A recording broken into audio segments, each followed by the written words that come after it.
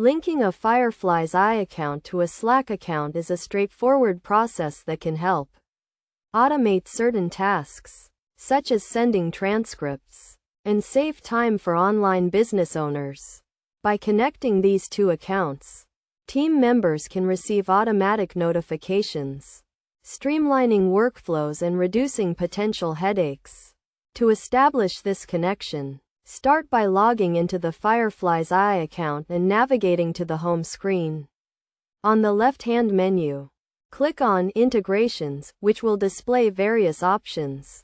Use the search bar to find Slack, and then click on the Slack logo. A brief description will appear, explaining that notes will be automatically sent to the chosen Slack channel. Click the purple Connect button to proceed. This will prompt a browser to open, where you can log into your Slack account. After signing in, you will be informed that Fireflies AI is requesting access to your information. If you agree, select the desired channel for your notes and click Allow.